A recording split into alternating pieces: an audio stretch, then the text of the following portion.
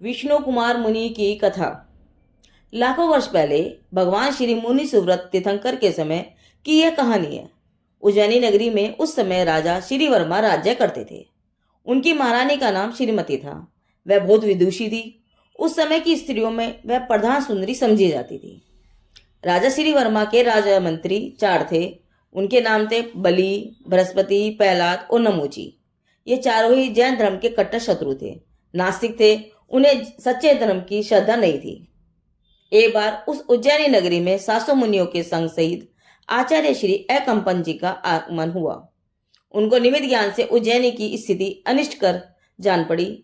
इसीलिए उन्होंने सारे संघ से कह दिया कि देखो, राज्य वगैरह कोई आवे, पर आप लोग उनसे वाद विवाद न कीजिएगा।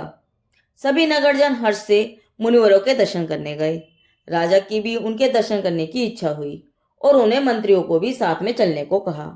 यद्यपि इन बलि आदि मिथ्यादृष्टि मंत्रियों की तो जैन मुनियों पर श्रद्धा नहीं थी, फिर राजा की आज्ञा से उन्हें फिर भी साथ में जाना पड़ा। राजा ने मुनिवरों को वंदन किया, परंतु ज्ञान ध्यान में तल्लीन मुनिवर तो मौन थे। उन मुनियों की ऐसी शांति और निष्प्रता देखकर राजा बहुत प्रसन्न हुआ। परंतु मंत्री दुष्ट भाव से कहने लगे, महाराज, इन जैन मुनियों का कोई ज्ञान नहीं है, इसलिए ये मौन रहने का ढोंग कर रहे हैं, क्योंकि मौनम मुख्यस्य लक्षणम। इस प्रकार निंदा करते हुए वे वापस जा रहे थे। रास्ते में इन्हें शुद्ध सागर मुनिराज मिल गए, जो कि शहर से आहार करके वन की ओर आ रहे थे। मुनि को देखकर इन पापियों ने उनकी हंसी की। महाराज देखिए, एक बैल और पेड़ भरकर चला आ रहा है। मुनि ने मंत्रियों के निंदा वचनों को सुन लिया। उन्हें अपने आचार्य महाराज की आज्ञा मालूम न थी। उन्हें मुनि संघ की निंदा सहन नहीं हुई, इसलिए उन्होंने उन मंत्रियों के साथ वाद विवाद किया। रतनताधारक सुसागर मुनिराज ने एकांतवाद सिद्धांत के न्याय से मंत्रियों की कुयुक्तियों का खंडन करके उन्हें चुप करा दिया। दूसरों की मौन की खिल्ली उड़ाने वाले खुद मौन की साधना करने लगे। राजा की उपस्थिति में हार जाने से मंत्रियों को अपना अपमान लगा। अपमान से क्रोधित होकर वे पापी मंत्री रात्रि में मुनिराज को मारने के लिए गए। उन्होंने ध्यान में बैठे मुनिराज के ऊपर तलवार उठाकर जैसे ही उन्हें मारने का प्रयत्न किया, वैसे ही अकस्मात उनका हाथ खड़ा ही रह गया। कुदरत ऐसी हिंसा देख नहीं सकी। तलवार उठाए हुए हाथ वैसे ही किलित हो गए और उनके पैर भी जमीन के साथ ही चिपक गए। सुबह होने पर लोगों ने यह दृश्य देखा और राजा को चारों ही मंत्रियों की दुष्टता की खबर मिली। तब राजा ने उनको गधे पर बैठाकर नगर के बाहर निकलवा दिया। युद्ध कला में कौशल ऐसे वे बलि आदि मंत्री भटकते भटकते हस्तिनापुर नगरी पहुंचे और वहां राज दरबार में मंत्री बनकर रहने लगे। हस्तिनापुर भगवान शांतिनाथ, कुंथनाथ और अरयनाथ इन 3 तीर्थंकरों की जन्मभूमि है। यह कहानी जिस समय घटी उस समय हस्तिनापुर में राजा पद्म राय राज्य करते थे। उनकी रानी का नाम लक्ष्मीमती था। उनके पद्म और विष्णु नाम के 2 पुत्र हुए। एक दिन राजा पद्म राय संसार अनित्यता और निसारता देखकर बड़े पुत्र पद्म को राज्य देकर अपने छोटे पुत्र विष्णु कुमार के साथ वन में चले गए और सुसागर मुनिराज के पास पहुंचकर दोनों पिता पुत्र ने दीक्षा ग्रहण कर ली। विष्णु का मुनि साधु बनकर खूब तपश्चर्या करने लगे। कुछ दिनों बाद तपश्चर्या के प्रभाव से उन्हें विक्रिया रिद्धि प्राप्त हो गई, परंतु उनका उस पर ध्यान ही नहीं था। उनका ध्यान तो आत्मा की केवल लब्धि साधने के ऊपर था।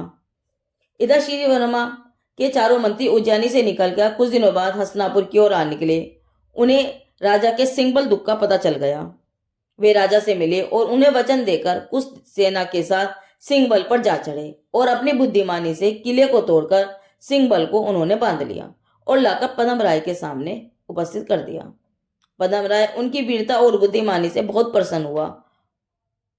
उसने उन्हें मंत्री बनाकर कहा, तुमने मेरा उपकार किया है और मुंह मांगा वरदान मांगने को कहा। परंतु बलि मंत्री ने कहा, हे राजन, जब आवश्यकता पड़ेगी तब यह वरदान मांग लेंगे। इधर एकम्पनाचार्य आदि 700 मुनि श्री देश देशांतर में विहार करते हुए हस्तिनापुर नगरी पहुंचे। वहां एकम्पन इत्यादि मुनियों को देखकर बलि मंत्री भय से कांप उठा। उसको डर लगा कि इन मुनियों के कारण हमारा उज्जैन का पाप अगर प्रकट हो गया तो यहाँ का राजा भी हमारा अपमान करके हमें यहाँ से निकाल देगा।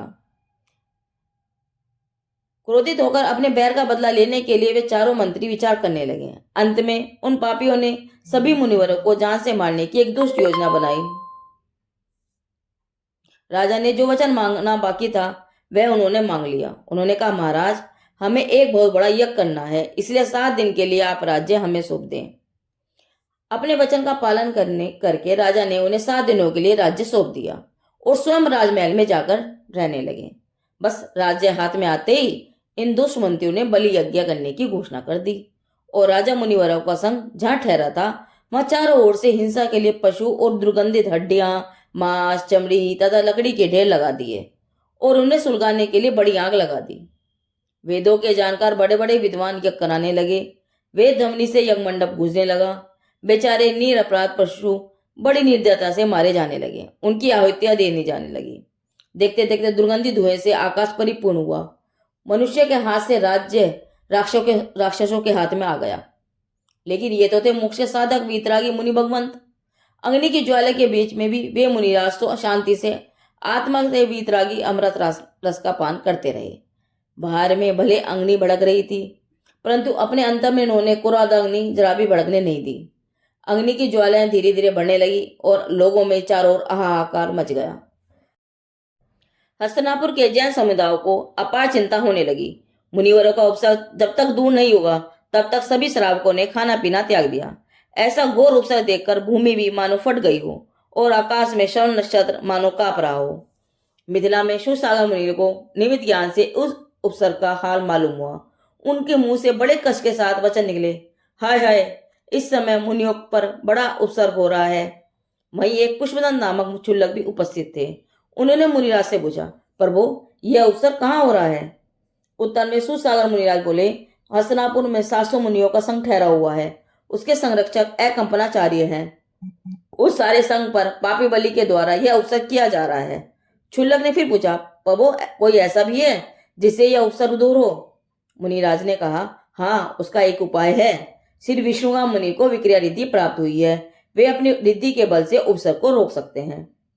पुष्पदंत फिर एक क्षण बिना यहाँ ठहरे और जहां विष्णु कुमार मुनि तपश्चर्या कर रहे थे वहां पहुंचे। पहुंचकर उन्होंने सब हाल विष्णु कुमार मुनि से कह सुनाया। विष्णु कुमार मुनि को रिद्धि प्राप्त होने की पहले खबर नहीं थी, पर जब पुष्पदंत जी के द्वारा उन्हें मालूम हुआ तब उन्होंने परीक्षा के लिए एक हाथ पसार कर देखा। पसारते ही उनका हाथ मनुष्यत्व तक चला गया। उन्हें विश्वास हो गया। वे तुरंत हस्तिनापुर जा पहुंचे और अपने भाई को, जो हस्तिनापुर के राजा थे, उनसे कहा, अरे भाई, तेरे राज्य में एक ऐसा अनर्थ। पदम ने कहा, प्रभु, मैं लाचार हूं, अभी राज सत्ता मेरे हाथ में नहीं है। विष्णु कुमार मुनि ने विग्रह रिद्धि के प्रभाव से 52 ब्राह्मण का वेश बनाया और बड़ी मधुरता से वेद अग्नि का ध्वनि का उच्चारण करते हुए यह मंडप पहुंचे। उनका सुंदर स्वरूप और मनोहर वेदोच्चार सुनकर सब बड़े प्रसन्न हुए। बलि तो उन पर इतना मुग्ध हुआ कि उसके पसंद आनंद का कोई पार नहीं रहा। उसने बड़ी प्रसन्नता से उनसे कहा, महाराज, आपने पधार कर मेरी यज्ञ की अपूर्व शोभा कर दी है। मैं बहुत खुश हुआ हूँ। आपकी जो इच्छा हो मांगिए, इस समय मैं सब कुछ देने में समर्थ हूँ। उन ब्राह्मण वेशधारी विष्णु कुमार ने राजा से वचनानुसार 3 पग भूमि मांगी। राजा ने खुशी से वह जमीन नाप कर ले देने को कहा। बस हो गया विष्णु कुमार का काम। विष्णु कुमार ने विराट रूप धारण किया। विष्णु कुमार का यह विराट रूप देखकर राजा तो चकित हो गया। उसे समझ ही नहीं आ रहा था कि यह क्या हो रहा है। विराट स्वरूप विष्णु कुमार ने एक पग समेरु पर्वत पर रखा, दूसरा मानुषता पर्वत पर रखकर बलि राजा से कहा, बोल, अब तीसरा पग कहाँ रखूं? तीसरा पग रखने की जगह दे, नहीं तो तेरे सिर पर पग रखकर तुझे पाताल में उतार दूंगा। अब तीसरा पांव रखने की जगह थी नहीं, उसे वह कहाँ रखे? उनके इस प्रभाव से सारी पृथ्वी कांप उठी। सब पर्वत चल गए। समुद्रों ने मर्यादा तोड़ दी।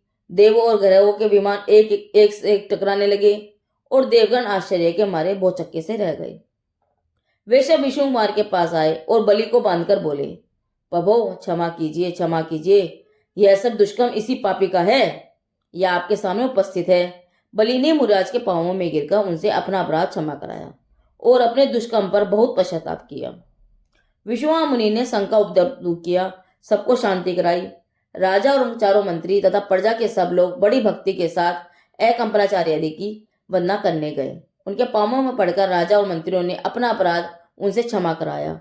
उसी दिन से मिथ्या मत छोड़कर सब अहिंसामय पवित्र दिन शासन के उपासक बने। देवों ने प्रसन्न होकर विष्णु कुमार की पूजन के लिए 3 बहुत ही सुंदर स्वर्गीय वीणाएं नगरवासियों को प्रदान की। जिनके द्वारा उनका गुणानुवाद गा गा कर लोग बहुत पुण्य उत्पन्न करेंगे। जैसा विष्णु कुमार ने वात्सल्य अंग का पालन कर अपने धर्म बंधुओं के साथ प्रेम का अपूर्व परिचय दिया, उसी प्रकार भव्य पुरुषों को भी अपने और दूसरों के हित के लिए समय समय पर दूसरों के दुखों में शामिल होकर वात्सल्य उदार प्रेम का परिचय देना चाहिए। इस प्रकार जिन भगवान के परम भक्त विष्णु कुमार ने धर्म प्रेम के वश हो मुनियों का अवसर दूर कर वात्सल्य अंग का पालन किया और पश्चात ध्यान अग्नि द्वारा कर्मों को नाश कर मोक्ष चले गए, वे ही विष्णु कुमार मुनिराज मुझे भव समुद्र से पार कर मोक्ष प्रदान करें। इस प्रकार श्रावण की पूर्णिमा के दिन मुनियों पर आया अवसर दूर हुआ, जिससे मुनियों की रक्षा हुई। उसी दिन से यह रक्षाबंधन पर्व के नाम से चल पड़ा। वास्तव में कर्मों से न बंधकर स्वरूप की रक्षा करना ही सच्चा रक्षाबंधन है। वात्सल्य अंग में प्रसिद्ध मुनि श्री विष्णु कुमार की कथा पूरी हुई, जिनकी वाणी जैन वाणी।